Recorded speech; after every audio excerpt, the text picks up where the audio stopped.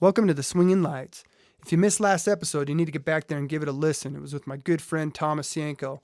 Thomas is a phenomenal drummer, great person. We had a great conversation, and he even played the drums for us in the Volkswagen bus. So you need to get back there and check that out. Today's guest is Michael Gross from the band Whisperhawk. Michael Gross has been a Utah staple in the music scene here for over a decade. He's been in a bunch of different bands, the Brobecks, Let's Become Actors, Michael Gross and the Statuettes, and now his current project is Whisperhawk. He's got a brand new album coming out next month entitled Larks. And I got the privilege of listening to the album early. He sent me it, and I got to listen to it, and it's really fucking good. We had a great conversation. He's a great person, really down to earth, and very talented. Just phenomenal vocals, great guitar player. He played a few songs for us in the bus, and we just had a great time. So let's get into this episode. Is this really where we both belong? 'Cause lately I've been feeling something's wrong. Do right if it feels right.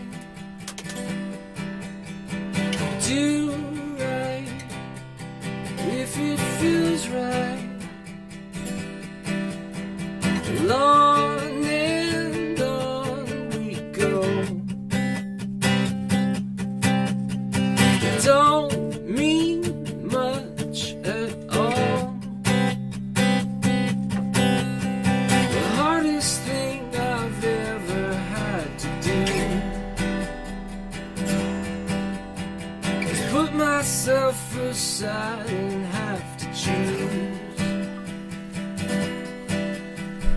Take it if you want it.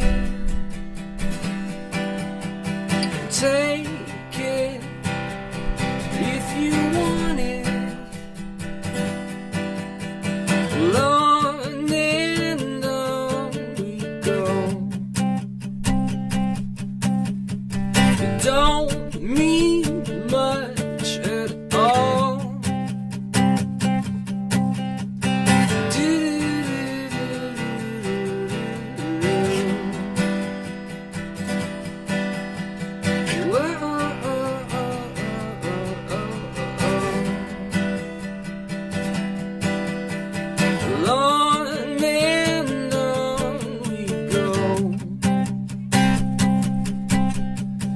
Don't mean much at all.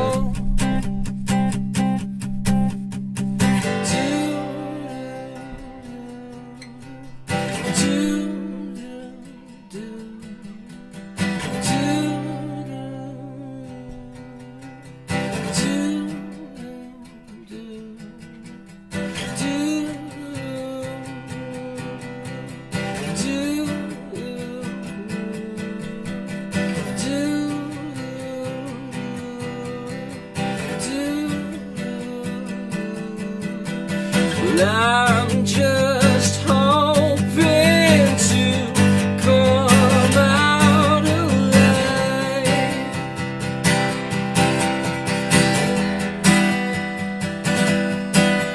Whoa.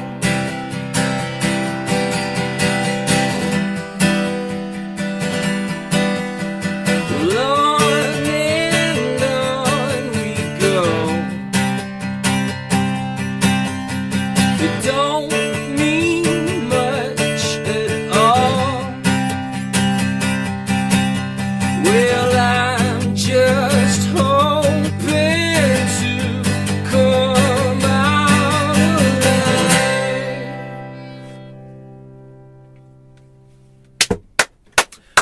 Thank you.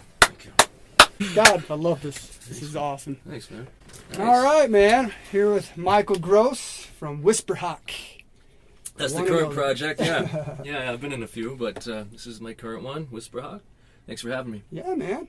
How about you bring me up to par? So when I first met you, I mean, I knew of the Brobecks, but I never saw the Brobecks live. Okay. So I kind of came on the scene a little bit later, saw some YouTube videos. You guys played at like Trolley Square. Yeah. That's when I got like hooked. I was like, fuck, man, these guys are good. And then you moved on to... after that, so the Brobecks thing kind of ran its course, and then after that, I had a short stint. Well, during that time of the Brobecks, I'd been doing like a side project called Let's Become Actors, just kind of a recording project. Yes. Me and a buddy. And then after the Brobecks kind of parted ways, we formed a band with Let's Become Actors, and we did that maybe a year and a half, I want to say, with a full group. And then after that, I think this is around maybe 2008-ish, I want to say, then I just kind of did a solo thing. I released a solo record just under my name, Michael Gross. Right. And then I realized after that, I liked playing with a band. The solo thing was fun, but I liked playing with a band. So I formed a band around my solo stuff. And that then became Michael Gross and the Statuettes. Right. And I did that for a few years. And then the last couple releases, we just called ourselves the Statuettes. I didn't really feel like we needed my name in the title anymore. Because it wasn't, at that point, it wasn't really a solo project anymore. We had been with each other long enough. A lot of strong musicians. Yeah, and we all kind of, at the end, were contributing more to the songwriting and all that stuff. So we're called the Statuettes, and then kind of took a break from that. It just felt, no particular reason, just kind of felt like it was getting a little stale to me. Right. I mean, nothing against anybody. I love the guys I was playing with, but it just kind of got to the point where it started feeling a little bit more like a chore to go do the rehearsals and all that. I've been in that situation. And, plus life changed a little bit too. I now had like two small kids at home. But that wasn't the main reason, but that was a factor. It was just harder to get away more often. And then, like you said, it just kind of felt like things weren't progressing as much as a band, and so just kind of took a break from it, and we never officially broke up or anything, and I think we might play music again together at some point, but so that's kind of where that was left. And then sorry, I'm kind of telling you the whole history here, but then from that, I was spending a lot of time at home, and I was still writing songs even though I wasn't doing like a band thing. And I can't sit still for too long, you know what I mean? Like, I got to be doing something musically. And so I was writing songs, and I wanted to record because I love recording, so I wanted to put out, like, something new. But not really under my own name. I kind of wanted to create, like, a new thing, Yeah.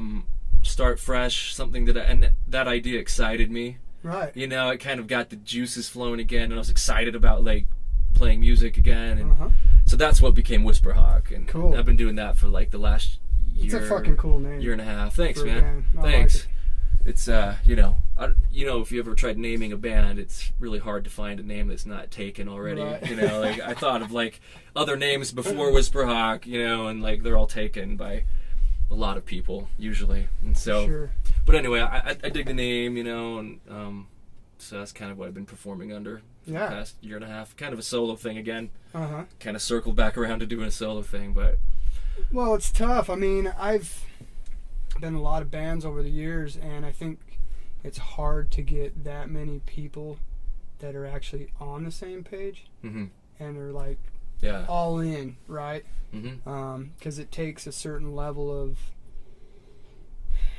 nobody can have an ego, I think, is the problem. If anybody's got an ego or difference of tastes, like right? Sometimes you get in a band and somebody kind of wants to take it a different direction or has a different idea, and it's not necessarily what you want. That's not a bad thing. I had a buddy of mine years ago tell me, he says, you can't change people, because I was bitching about a band I was in. I was like, God, I've been in it for like 2 years. It's not going where I want it to go. And I'm like, if he would do this and he would do that. He's like, dude, you can't change people, man.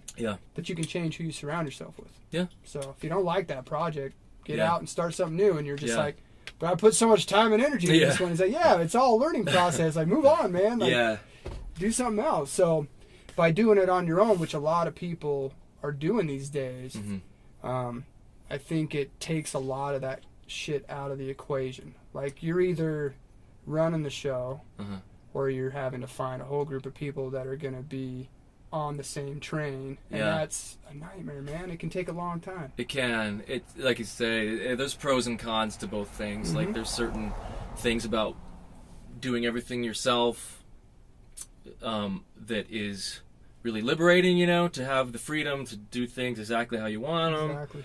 But there's also a lot of pros to playing in a band, you know, and there's nothing like playing in a band, you know what I mean, that when it's working and it's gelling. Sometimes people bring something to the song, like put their brush strokes on it that you're like, oh shit, like that's even better. And that's happened a lot too when I've played in bands, you know. I've had an idea, but then like someone has a cool idea to add to it, you know. So that does work. But like you said, the opposite can be true also, is that sometimes, you know, not everybody is on the same page, and it's hard to keep a band together that's everyone's on the same page and has the same goal and is willing to accept a role, you know what I mean, and not have an ego. And so band politics are the hardest thing about a band. I think, you know, the music's the easy part for sure. I had Sago on a few weeks ago, and that was one of the comments he made, the guy, lead singer from Sago. He's like, one thing bands are really good at, breaking up.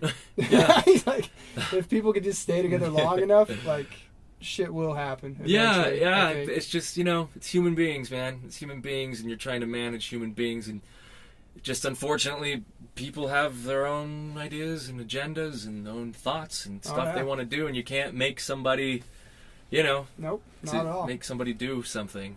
So how did you, like, where are you from initially? I'm from Utah, I grew up right in Davis County, Clearfield, and I live there currently, but that's where I grew up. And I just recently bought a place in my old neighborhood I grew up in. Wow. So it was cool. I just like the old neighborhood. It's close to my parents. My mom's sick right now, and so it's good to be close to her, you know, just for different reasons. But also it was a cool neighborhood to grow up in. It's convenient. It's close to a lot of things, you know, really close to the freeway. So, so I grew up in Davis County, Utah. How did you get into music? I got in late, man. You know, I always say to everybody, you know, I started off as a jock. You know, I grew up playing sports. That was my main focus all the way up through high school, and I even played a year of college basketball. And then it wasn't until later on. You played college basketball? I did, yeah. No shit. Yeah, white guy, 5'9" or whatever. There's still a place for you, you know. Not at a major university, but at a junior college actually in Washington. So that was my main focus always, was just training and practicing. And then, you know, I always loved music, but never really pursued it. Right. But then some friends of mine had a band, and they seemed like they were having a lot of fun, you know, and I kind of wanted to be a part of that too. Like, it seemed like they were having a blast. I liked what they were doing. I was starting to get more into music, you know what I mean? How old were you at this time? I'm 20, 21. Okay. So I didn't really start getting into it until I was 20, 21, into playing music. So I started off, you know, just knowing a few chords. And then, so you started on guitar? Yeah, started on guitar. Just learned, you know, I knew a few basic chords. And then just sat in with my friends and just noodled around and messed around, you know, with them, and learned some more chords. And then I just eventually started writing, you know, putting some chords together and writing songs. And that's really how it all started. It was just my buddies had a band, and I thought it seemed like fun. How long did it take for you to, like, actually consider yourself to be a decent player? I don't know if I'm there yet, man. I mean, you're definitely I've never have taken lessons. You know, I'm self-taught, and you know, sometimes I wish I had taken lessons and kind of studied music more, because there is certain advantages to that, but I also think there can be some disadvantages too. Right. You know, you think everything's got to fit within a rule. It's got to stop trusting your ears. Yeah, like things got to fit a certain way, and things have to be a certain way. And the fun of it for me is discovering it on my own. Right. Like, there's dudes you can bring in here, and they'll tell you like what chords work together. You know, well, this chord works with this, and this one will play over that one, and it will make sense. And I like figuring that out on my own. Yeah. You know, just like I like hearing. Right. You know, progress while I'm messing around on the guitar, hearing chords work together. Right. Like, that's exciting for me. So, I don't know. I mean, there's definitely some advantages of being trained musically, but as far as songwriting, I think there's some advantages also to not having certain rules in place. Right. Um, I went to a clinic once with Victor Wooten. uh-huh. He's phenomenal, Yeah. bass player, but he had a good philosophy. He's like, it's a language. Sure. He's like, you don't have to know all the grammar and everything to Yeah. communicate. If you look at it like a little kid, Uh-huh. a kid can communicate with adults, and it doesn't know about the whole alphabet. It Yeah. doesn't know the whole everything, but yet it can converse. That's a good And point. he says, but sometimes when you learn the theory, you're able to communicate better. Like if you're wanting a piece of music to be a certain way, you can Yeah. actually compose it and write it down, Yeah. and people can read it. But he says some of the best musicians that have ever lived knew none of that shit. Yeah. Yeah, it's true. And, I'm not saying one way is better than the other. No. I think... But I almost think it's better to learn, like if you want to be a writer, Mhm. it's almost better to learn how to speak the language before writing the language, if that makes sense. Learn all the grammar Like, parts of it and all that yeah, stuff. it's like learning Spanish. If I was going to go Uh-huh. learn Spanish right now, would I Yeah. do better to study in a college here and learn how to write it and memorize words, or would Yeah. I do better to just Immerse yourself in it. Yeah. go hang out in Mexico for a while, man? Sure. Yeah. And No, that's a learn good it. point. And I think that's kind of what I did. I just immersed myself in it and just learned a little bit as I went along, and you learn a little more as you go, and there's still a lot I don't know. And And you probably learned the stuff you wanted to learn. yeah. If you went and took lessons all the time, they just make you do all the Sure, stuff yeah. that- I mean, Like, what am I going to use this? Where does this apply? I don't understand. I play what sounds good to me. You know Yeah. what I mean? Like, I definitely have influences and stuff like everyone else, but ultimately I just create parts that I like. Yeah. Whether they're like technically awesome or not, you know what I mean? Like, they sound cool to me. Yeah. They, they make me excited, and so that's really all you can. So hope who for. are your biggest influences? A lot, man. I'm obviously, I was influenced just kind of the age that you and I are at. I think our parents, kind of grew up probably in the Beatles era and Yeah. all that How old stuff. are you? 60s, 37. 37? Yeah. I just turned 40. Okay. Yeah. So we're about, The yeah. same age group. Yeah. So yeah, my dad had old records laying around. We had Beatles stuff. We had Edgar Winter records. We had a lot of stuff like that from the 60s. We had some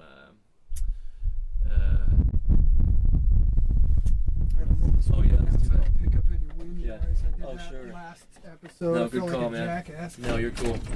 Okay, there we are. We'll listen to that the whole way through. Like Eric Burdon and the Animals, just really the 60s rock stuff, my dad was into. And so I grew up listening to some records like that. And then when I got into junior high, that was kind of the early 90s, that's when Nirvana and Weezer's first record dropped. And that stuff was like, to me, obviously it was amazing. Like, I'd never heard anything like that before. So those were big influences, early Weezer, I would say. And then that first Blue album was the first couple I think badass. influenced a Pinkerton. lot of indie artists, I think. And not to say Sure. Weezer's not still a cool band, they are, but just there was something magical about their first couple releases, Absolutely. that I don't think they've captured since, or maybe even wanted to capture since. But so I know a lot of people our age that were into indie rock or rock were influenced by those. And then I started getting, my brother he was a little older than me, so he was into the whole Seattle sound thing going on in the 90s. So obviously I heard a lot of like Soundgarden, even Pearl Jam and, a lot of that stuff, Alice in Chains. And then kind of moving from there, I started getting into Neil Young a lot. Yeah. So when I was in high school, I tried to buy every Neil Young CD I could find, you know what I mean? Because we couldn't just download them off the internet at that time, So you just search around record stores looking for Neil Young albums, and at least that's what I was doing. And then I was into Radiohead, and just that kind of stuff just kind of took me, further along. Did you ever get on those? Remember the magazine that you could buy, like, they'd send you a bunch of CDs for $1? Like Columbia House? Columbia Is that what it's called? I never subscribed to Columbia House, but I did know where what you that had to was. commit to buy a certain amount more, and I never did. Yeah. And for some reason, I never got in trouble. I didn't know how that Colorado. worked. I still don't know, but yeah, I remember seeing the advertisements for those and catalogs or whatever. But yeah, that's kind of my musical journey, and then over the years I got into more modern bands and stuff too. But those were probably my biggest influences, And I think when you're in high school and stuff like that, that's kind of when a lot of people really start to discover Sure. music. Some people just get stuck there though, and they For the first time, yeah. they never listen to anything That's other than true. that. Like I have a few friends. I got Yeah. one buddy who's just Yeah. Pearl Jams, the Yeah. end all be all. Sure. Hasn't listened to anything since. Yeah. Super into it. Good And enough I'm for just him. like, I just don't have enough time to absorb Yeah. all the different music I Yeah. want to be. Like, I got friends that are just throwing me new albums. Yeah, and it's you hard. gotta hear this guy, Uh-huh. and I'm just like, shit. But it's awesome because I'm always like getting Yeah. into new. Yeah, yeah. I mean, you know, you'll hear people say that music, you know, it's not what it used to be, but that's not true, man. It's just, Bullshit, you're just man. not listening to modern. You're Yeah, not on the finding new stuff. radio, Yeah. you're never finding the good stuff. No. Not very often. But there's always been good music, and there's always Mhm. been bad music. Mhm. There always will be. So, I agree. yeah, that's kind of where my roots come from anyway, is that time period, kind of 90s stuff. So what kind of stuff you listening to early now? 2000s. Is there some bands you're really into right now? Yeah, well, Spoon is a band that I like a lot. You know, I think they're fun. Ryan Adams, I'm a big Ryan Adams fan. Strokes, I mean, they're not real active right now, but that kind of stuff. I was really into Strokes when they were doing stuff. I'm trying to think what other records I've purchased lately. There's a new band called, I think, Younger Dudes. They're on, I think they just got signed to Barsook Records, and they're called Active Bird Community. Uh-huh. They're cool. They kind of remind me of, like, what we were doing, the Brobecks were doing when we were making music. It's kind of that same sort of vibe. So it kind of, for me, it kind of captured that, like, youthful, you know, enthusiasm Right. that, like, we used to have in that band. And so that's probably the newest band I've listened to. So I've never heard of them. Yeah, I'll check they're them out. new. Yeah. They're just signed to an indie label, Barsook Records. I think that's in Seattle. It's kind of Cool. like Sub Pop and those. Uh-huh. But generally, I mean, historically, that record has put out a lot of cool stuff along those lines. You know, you mentioned, well, off camera, you mentioned Dr. Dog. I like Dr. Dog. Yeah. You know, all that kind of stuff. You know what I mean? I think it's really cool. So, yeah, I'm drawing a blank on all the bands I listened to lately, but those are a few more modern ones Yeah, I've liked. for sure. Mm-hmm. So what's your plan with Whisperhawk, man? I don't know, man. I 'Cause mean, you're dropping an album. whoever really So, knows. yeah, Yeah. Well, let's I mean, talk about besides that. the regular stuff, just finished. Well, just this summer, I recorded a record. Just did it in my basement. And Really? Yeah. God, my basement. fucking, the stuff you put up sounds Oh, pro as hell. thanks, man. I mean, I don't mix it myself. I usually have a friend. So what I do really is I can track. I don't have drums or anything either. So what I do is I usually track guitars, bass, vocals, in my basement if I'm going to be self-recording, Sure. which I did on this one. So I recorded all the guitars, the bass, the vocals, all that stuff, and then I sent them to my friend who lives in Los Angeles, and he drummed on them. Uh-huh. And then I have another friend out there that plays keys, and so I flew out there and we laid down some keys and, you know, drums and all that stuff out there this summer, like in June. I think we kind of put it all together, and then we just barely. I was just out in Los Angeles this weekend, and we just barely got a first mix of the record done. So we got to make a few more tweaks to it, but it's almost there, 85% there, I'd say, maybe Nice. 90. Just got to fix some volume adjustments. But I find that to be the most annoying part about being in a band. what's that? Just the mixing. Yeah, Like mastering, like, because creating the music, jamming the music, but then Yeah. when you, like, record it, uh-huh. it gets all tedious as fuck. And Yeah. it's just kind of like, oh, man, Yeah, I want to get this damn thing done. yeah. Like, at first you're excited, Yeah. but then it's like, no, I don't think a lot of people who've never recorded music have any idea no. how much work goes into the music they listen to. Like, I think nowadays people just get on, they listen to half a song, I'm not really into it, flip it. Because if it doesn't immediately sound familiar, Yeah, people have a tough time putting in, like, the energy to be like, am I going to like this, right? sure. And so there's, they don't realize, like, first of all, everybody in that band has spent countless hours getting good at their instruments. Mm-hmm. And then it takes a whole other level to, like, actually get to the point where you're creating music Yeah, that is good. sure. And then you got to go in and drop dough and record, and it's like it's a process. There's a man. lot it's involved. a damn process. Yeah, and nobody would. I mean, if you hadn't recorded music, you know, there's no way you could know like No. what goes into it. But Yeah, it's a lot, and money is a big part. For this record, I did a Kickstarter campaign.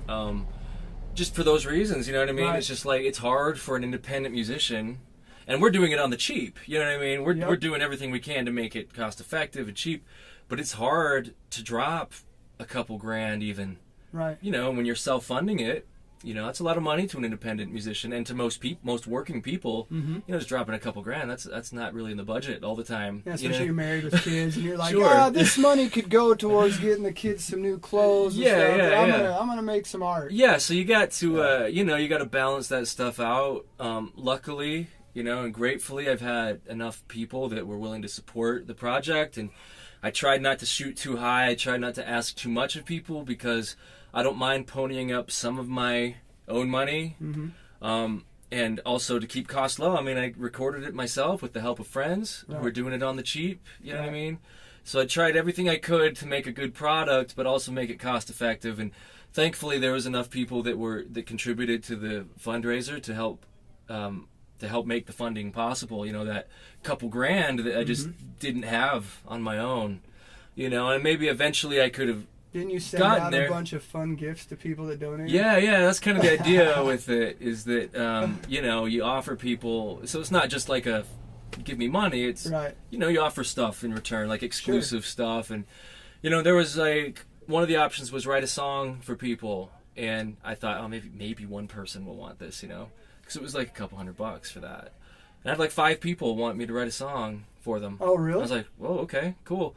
And, yeah, so I just like wrote like a personalized song for people, and you just try to like think of things that people might like, that would make it worth contributing some money. And so that's what I tried to do, and luckily it worked. We met our goal, and it's going to help significantly to get this thing released sooner rather than later. Nice. So do you have a goal that you're trying to get? I'm hoping out for by? November. I was telling everyone with the Kickstarter campaign that hopefully I'm going to have your stuff to you by November, like those that ordered like physical goods. So nice. I'm hoping to get this album mixed like within the next week or two. Cool. And then start putting the other stuff together. What's it titled?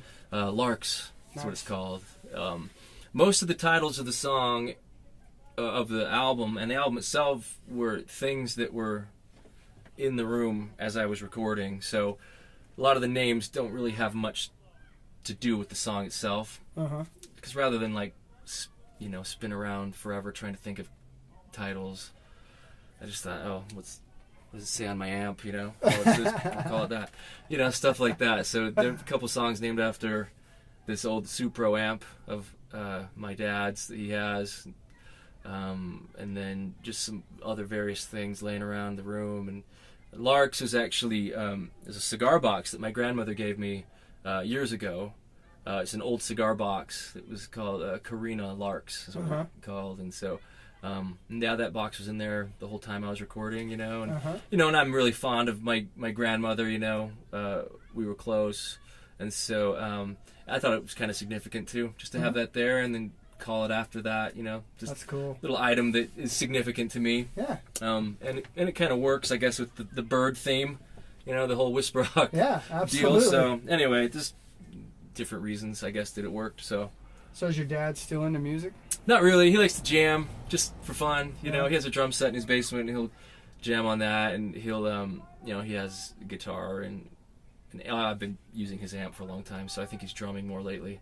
Nice. But he's never played in a band or anything like that. He's always just kind of jammed on the side for fun. Does he still listen to music a bunch, though? Yeah, he listens to music. It's because my dad, dude, so when I was a kid, my dad was listening to freaking Pink Floyd, The Doors, like all that stuff. I watched The Wall with my dad when I was a kid. It scared the shit out of me. I didn't know what the hell it was even about. It was terrifying. Yeah. And then he just doesn't really listen to music anymore. Yeah, I mean, I don't think my dad... He just kind of stopped being into it. I don't think he's as into it as he was, but he does still listen to music, but he's not, like, out collecting records or anything like that. But maybe that just comes with age, man. I hope not. I don't... Maybe. I want to be like Willie Nelson. Because you'll find out when you're 60-something, Yeah. But, no, I mean, there's no reason to stop, but some people just do. So... Yeah, it's weird. Yeah. I don't know how you just fall out of it. It's like... I don't know, maybe if you go deaf, it's not as enjoyable, That's true, and my old man is hard of hearing too. Yeah, so maybe that is to do with it's like, yeah, music doesn't sound as good anymore, even with my high def stereo. It still sounds like I'm in water. Yeah, no, I get you. So is your wife pretty supportive? She must be. Yeah, she's very supportive. You know, like I said, I try not to take advantage of her support. You know what I mean? Right. Like I try to be frugal with my music Right. expenditures. You know what I mean? So. Yeah, but she has been supportive of it, you know, and thankfully, because, you know, we probably both have known people that get involved with somebody that is not as supportive of what they do, being music, and it makes it hard on you as an artist and as a musician to do what you do. You know what I mean? And so you kind of... Well, the thing is, I read a book a while back called The Way of the Superior Man that was given to me, and it broke down masculine versus feminine, you know, and there's people lie all over the place, you know, some men are more feminine than some women, vice versa, but he's like, I can't go into every single relationship, you know, that could possibly happen, so he's like, I'm just going to define masculine versus feminine. The feminine is more about emotion and connection.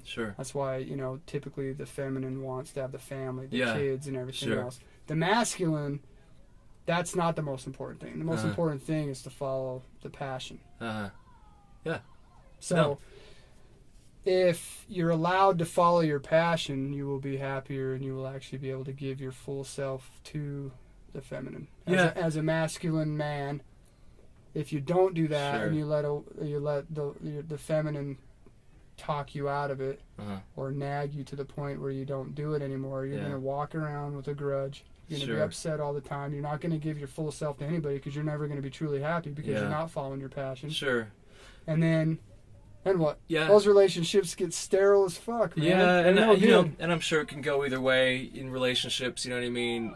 You know, it's just being supportive of one another. Absolutely, I think regardless, man. it's just, you know, my wife is a career woman, and she, you know, she's kind of the breadwinner of the family right now. Our roles are sort of, the traditional roles sort of reversed. Right now, I'm staying home with my little girls in the daytime. My wife has a master's degree, and, you know, she's going to be like a principal eventually of an elementary school. And so, I mean, I've supported her and her goals too. You know what I mean? And her passions. And, you know, I would hate to, like, knowing that she has the ability to do that and is great at what she does, like, I would hate to be responsible for not allowing her to do that either. Because, you know, there's some men that probably don't want their wives to pursue their goals also. But you'll never enjoy the full potential of a real relationship with that attitude. Like my wife, she's like training to become a land surveyor. She wants to own her own business doing that. And she's getting pretty close to doing that. Plus, she's like way into knitting, man. Yeah. I bought her a spinning wheel, man. all this stuff. And she's like, and it's paid back. Now she's knitting me a sweater. Right man. I'm going to be rocking a sweater all winter long. She knit your hat up there, too? She knit this hat. I got another hat. That looks great. Yeah, she's a wizard. Yeah, but so I think... in the same turn, though, she's like, she'll tell me, she's like, you are a lot happier when you practice bass every day. Sure. She's like, she'll be the one to like remind me, like, you haven't practiced in a few days, you're kind of getting ornery, you should probably go play bass. Yeah. And I just think that's cool as hell, man. Yeah. I mean, that is important. I think you have to still be allowed to be yourself. And I think there's a balance you can reach while still, if you're in a relationship, both people pursuing goals, but also not neglecting responsibilities. Oh, yeah, absolutely. You know? So, unfortunately, not everybody has that, you know, and... You know, relationships are messy sometimes, and it's not perfect. And there is. If you got it, you hang on to that shit for dear life, right? Sure, yeah. So no, she's been very supportive of what I do. So I've been lucky that way. That's cool, man. Sure, yeah. So you got any shows coming up? No local shows. I just played a show out in Los Angeles. It was this kind of funky little place where they do like a live filming performance of you playing. So it's like this, they have it decorated as like sort of a shack, you know what I mean? Oh, like, I saw the picture you posted. So that, it looked pretty swanky. Yeah, it's like you know, they have like multi-cameras and stuff like that, and then they send you the recordings afterward, you know, the filmed recordings of your performance afterward. So that was kind of the main goal going out there to do that was to just get something on film with a full band, because I had my friends out there. They kind of act as my band when I go out there. So, I thought, how does that work? They just like learn the songs when you're not there, and then you have a couple of rehearsals and just freaking tear it up? Yeah, we just, I'll send them some songs just like on my phone. Like, I'll send like the rhythm guitars or whatever. Like, here's the songs, and, they'll like listen to it or whatever they do. I don't know. Maybe they just wait until I get out there. But yeah, we just rented like a rehearsal space out there in Hollywood. It's pretty inexpensive, it's like $25 an hour for rehearsal space, so that's not bad. Yeah, it's not bad at all. And so we just did a couple rehearsals, and got the stuff down, as close as we could, or sounding as good as we could in a couple days, and then we went and did this live performance, and so that's something I'm hoping. Well, I will be putting online pretty soon. Just for fans of people, all over the world can watch it. You know what I mean? Because I do a lot. When I perform these days, it's been, just me with the guitar, but I think it's fun to have a full band sometimes, and I think it's a different experience, obviously, but I think it'd be cool for fans of my music to see me with a full band also. Rather than just me solo all the time. Do you listen to Kevin Morby at all? No. Oh, you should check him out, man. Okay. He's damn good. But Morby? Yeah, so he tours Kevin Morby, and he's got his backing band, and they... For all I knew, I just thought they were all like, and they may be just all way into it, but the drummer's got his own band called Night Shop. Sure. His guitar player's got her own project going on too. Yeah. So it's like they all just kind of... That happens a lot. I think especially as you get older too, because it's like, I don't, like, kind of at this stage of, I don't know, my career or lack thereof, this stage of my playing music, I just don't have the patience to like teach people songs, start over and be like, okay, let's rehearse 1,000 times before we're ready. Like, I want to just like, look, I know the songs. I want to send them to you. I want you to do your own homework. Let's get together. Yeah. And let's just have them down. So we're not like, Well, like, I think that's the fastest way to do it. Beating our heads against the wall, you know what I mean? Like practicing. And so in our band, in Swinging Lights, that's what we've been doing. Like, we'll just like write a song. 'Cause we have 3 people in the band now that are like songwriters. Sure. And so everybody will just record at home, record the part, email it, and then we show up to practice and we know we got the bare bones of it, and then we all just start throwing our paintbrush, and it just happens so much faster. Yeah, and I think maybe that comes with experience too. Maybe when you're younger, you need all that rehearsal time. Yeah. But when you get, I guess, more seasoned musicians, it's a little easier to just kind of get together and for sure everyone can do their own homework and save time. Yeah, it's less stressful. It's fun because the older you get, the less time you got. So if you can be effective in it, Like, I don't know if you listen to podcasts much. You ever listen to Joe Rogan podcast? I've listened to it before. Yeah. Yeah. So he just had Elon Musk on. Okay. And so you look at somebody like that and what he's accomplished. I don't know how he does it. Yeah. Like, the time management skills must be just like through the freaking roof. Because I'm so disorganized. I could never like be that organized. Or just does a lot of coke. That could also be a factor. But yeah, I don't know, man. I don't know how people do it. You just have, it's hard. Yeah. So I don't know. It's fun though, man. I can't not do it. That's the like. Can you not do it? No, I have to do it, and I have to do it regardless if anyone cares or not. Yeah. You know, I'm still gonna do it. Like I have to feel good. Yeah. You know, to feel like valuable, or to feel, you know what I mean? Yeah. To feel like I'm being myself. Well, it's a purpose. To feel complete. Yeah. You know, I gotta have that, and so I would always play music, even if no one was listening. That's awesome. And I'd always record music, even if no one listened to it. So. That's kind of where I'm at. Luckily, with this Whisperhawk project, it seems like I've got a few more listeners than, you know, maybe over the last few years, and so that's been encouraging. Yeah, and man. So it just gives you a little more motivation to keep going. You know, when you know people dig it. I think your music's top shelf, man. Thanks, man. I really do. Thanks. And I think if you just keep pushing forward, it's just going to happen. Thanks. I appreciate that. Yeah, it's just, you know, you never know what's going to strike people. You know, and you never know, like, what it is about what you're doing that will finally make people listen. But, you know, just if you stop playing, you know, then and then you're You're guaranteed that nobody will ever hear it. A lot of people play for a it. long time before they actually get Yeah. to that level, man. And, Yeah. and it's not even like a level. It's just, I don't know about you, but it's the level that you aim for is you want to promote that you're playing a show and then people just show up. Yeah, I think they want to come see. You know? I think and I was. like, I think you're kind of like all of us were kind of like Yeah. right here, and something magical just needs to happen, because back in the day, you know, there's a lot of shit. Like, why was Hall & Oates all over the goddamn radio? Because his manager went around to all the disc jockeys and gave them a bunch of cocaine to play their songs 50,000 times a day, right? Like, how do you get that now? It's like it's an exposure issue. Sometimes is the problem. Like we talked about this a little off camera too, is that it seems to take more than just being really good. Like, you got to have other factors working for you. Yep. And I don't know how you obtain those factors, you know what I mean? But it seems to be a very small percentage of people that get all that kind of stuff. It's the Pareto distribution is what they call it. It's 20. Yeah. So the Pareto distribution is 20% of the people do 80% of the work. Mm-hmm. And that's in everything. It's in a lot of nature. It's in all sorts of stuff, right? Sure. And so 20% of 80% are making the good music, and then like 20% of those 80% are actually the ones that are making the millions, like really killing it. Yeah. Right. So it's like there is that. Sure. But I think there's a level of success that's attainable for everybody. Like, I think everybody can make a living doing it. Uh-huh. I just had Tom Bennett on a couple episodes he ago. goes nonstop, man.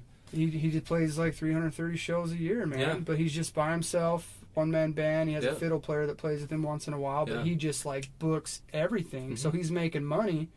He's probably not making thousands of dollars every place he plays, but he's making money, and he's like living frugally, and he's making a living. Making a living, yeah. And I've watched him over the years just as he keeps doing that, man. Just a little bit more recognition, a little bit more. I think one day it's just gonna be like and I Tom Bennett on stage in his fancy suit, man, with a whole backing band all dressed up. Sure, and I think there's a lot of what's the word? Doing it that way, you know. You can appreciate someone that does it. I'm not saying one way is better than the other, but you know, there's something to be said about someone paying their dues. Yeah. You know what I mean? I think it's a little sweeter if the payoff ever comes. Mm-hmm. You know, to know that you put the time in, sure. and you built something, you know, off your own merits, you know, and your own, you know, your own drive and hard work. I think that there's something to be said for that. You know, I think in my case, I think I was spoiled a little bit early, because the first band I was in got a lot of attention early, you know, and we had record labels talking to us early, and we were selling out venues early, and this is my first band, you know, and so I kind of felt like, you know, this is how every band is going to be. You know? Right. And then after that kind of, you know, wasn't happening anymore, you know, I've kind of had to do it the other way. I've kind of had to start over and put in the hard work, you know, and play the empty places, and then it's just been a lot. Pay your dues gigs. Yeah, pay your dues gigs, you know, and just a lot of hard work and a lot of time, you know what I mean? Yeah. And years, and then it just seems like finally, on some level, more people are starting to listen now. Yeah. You know, and like I was saying, I don't feel like I'm doing anything like that's dramatically different than I had been doing for the last 8 years or so. And sometimes I think it takes a while for something to catch on too, though. Like, I don't know, there's some bands that play for a long time, and like, I don't know, like Phenomena is a band that I really like, and they've been together for a long time, but they never truly like blew up. Sure. But damn, they're good. Yeah. You know? But I think sometimes bands are maybe before their time. I don't know, man. Like, sometimes you have to play for a while until people actually like, oh, wait a minute. Like, this guy's really doing something amazing. Well, maybe like the style of stuff you play, maybe it goes in cycles of what people are listening to. Right now, if you were doing mumble rap, dude, you'd be freaking right at the top. Yeah. Well, that, and even as far as like rock music goes, I mean, it's obviously not maybe what it once was, but people that are doing rock music, you know, 90s are back in rock music, Yeah. you know? Like, people that are modern bands that are making music are making stuff that sounds like it's from the 90s, Yep. you know? And so that's kind of come back around, you know? And Yeah. that's like where my influences started, you know? A lot Right. of them is in the 90s. So maybe it's like my influence is finally like, Yeah. you know, people are catching up or catching on to like what we were doing a long time ago. Exactly. You know what I mean? I don't know. Maybe it's just you know, things go in trends, and so maybe it's Well, just. I think you're doing it all the right way, man. I think Instagram is probably one of the best platforms right now. Has been for me, And yeah. you're killing it on that, man. Doing the live videos, the stories and stuff, and I think that's engaging. You're faced, and we're all faced with a challenge that there's so many options for entertainment. Mm-hmm. So many options. Mm-hmm. And it's trying to get people's attention with your entertainment, right? Yeah. It's just it's not that the entertainment isn't good. Yeah. Like, I never think to myself, oh, we suck. Yeah. It's just there's so many Mhm. options for entertainment. I mean, Yeah. if I wanted to go out and catch every band that I want to see, man, I'll be out every night Yeah. of every week, Mhm. right? I just don't have that kind of time. I can't watch every Netflix special. Yeah, I can't yeah. watch every TV series. I mean, Yeah. people are always like, have you seen this? I'm like, have you seen how much shit is there to watch? Yeah, No, yeah. I haven't seen it, man. I'm trying Yeah. to just get through, you know, Yeah. this one thing that I'm watching It's now. a lot. You It's know? a lot to consume. Right. So, but I still believe that there's an audience for everybody. Yeah. I Like, think so. everybody is putting in the work. Like, it will happen. Sure. It's just a matter of time and sticking with it and just putting it Yeah. all out there, man. Yeah. Yeah. Hopefully you got something that people are interested in. You know what I mean? I think But you you do, can't man. stop, you know, or else, like we said, no one will ever be interested in it if it doesn't exist. You know what I mean? Right. So you gotta Yep. just keep what you do, and I like it. It's fun. It's not like I'm trying to do an online marketing ploy. I genuinely like interacting with people, Yeah. you know, and being silly and saying weird stuff and playing music for people, Uh-huh. and you know, people engage with it. It's fun. Yeah. You know what I mean? And I'm sure it can get to a point. If you got to a certain level of recognition, it maybe can become a headache, and maybe you can't be as interactive. Right. But right now, you know, I just enjoy it. You know, Oh, yeah, a man. lot of younger people give weird advice too. You know, stuff like that. You know, it's fun. So Well, cool, man. Well, yeah, let's just let everybody know where they can find you. Like, what's the best place to follow you? sure, should look right at the camera. Yeah, man. You can follow me at whisperhawkmusic.com. That'll take you where my music is, or I'm on all of the other music platforms, you know, Spotify, iTunes, whatever you do. Yeah, Whisperhawk. Just Google it. One And- word, Whisperhawk, and I should pop up on And the search engine. Instagram. Instagram, yeah, it's Whisperhawk Music on Instagram. Trying to think of my other ones. I'm on Twitter as Whisperhawk1, I believe.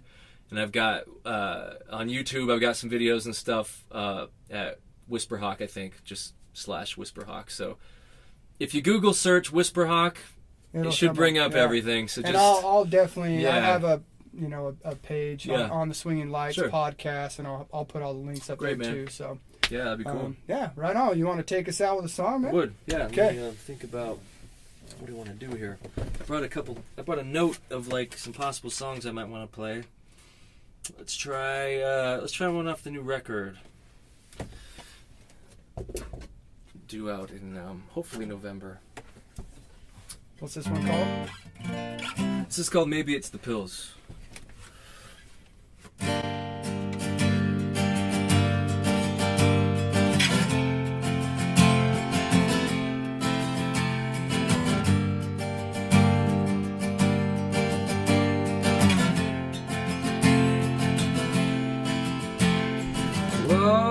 Always worry about the strangest things, and I don't even worry much at all.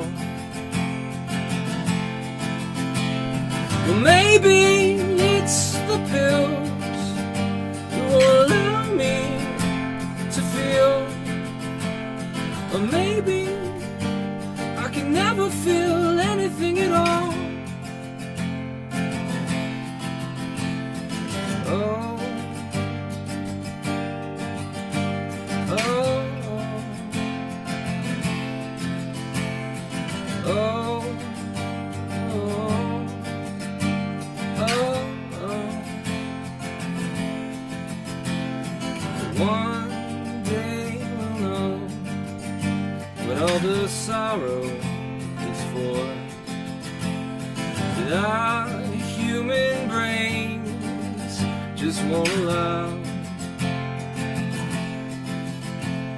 Or maybe this world is a cold sort of joke, and we are just dust floating away. Oh, oh, oh, oh, oh. Life has a way of tearing away everything we hoped we were. Come to me, but only in my dreams. I can see that I should get more sleep. Right or wrong, the show must go on. It may be distorted, but the world just keeps on turning, and life will still go on. Tricked you there in the middle. I know, dude. I almost clapped. I was like, ah! Anytime I play, No, it's anytime so I play good, that man. song, you know, there's that pause, and Yeah, I always yeah. trick the audience. Or, Once we get the album in our hands, we Whoever. won't do Yeah, that. yeah, we'll know, yeah. we'll know that's the part. Well, thanks for being on, man. thanks for having me, I man. really It was a blast. appreciate No, it. it was real fun. Hell yeah. Appreciate it. If you enjoyed this episode of The Swinging Lights, then please take a moment and head on over to iTunes and just give us 5 stars. Give us some ratings. Give us some comments. You know, that would help out a lot. Also, please follow us on YouTube. We have a YouTube channel. It's just The Swinging Lights. A lot of these videos you're going to want to watch. You want to watch at least the musical performances. These people are doing stripped down versions of their songs in my old 77 Volkswagen bus that I've named TaWanda. So these are like the TaWanda series ones. Unfortunately, it's going to be winter pretty soon. I don't know how many more of these I'm going to be able to do. Driving that bus around in the snow. I don't want her to get all rusted out here in Utah, but maybe when there's good weather, I'll keep trying to do these. But I'll keep doing them as long as the weather holds. Anyhow, I'm going to play you out with a Swinging Lights track entitled Better Way to Die. Once again, thanks for listening.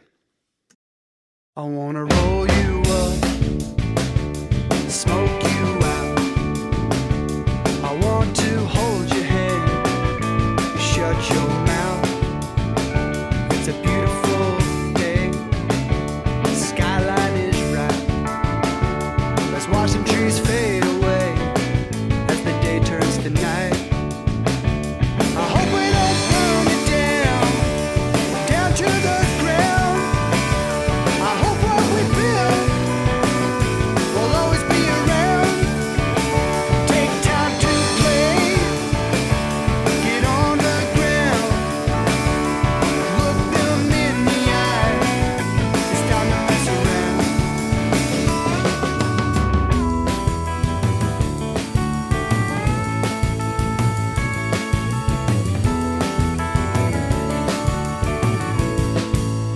Sometimes I have this thought cross my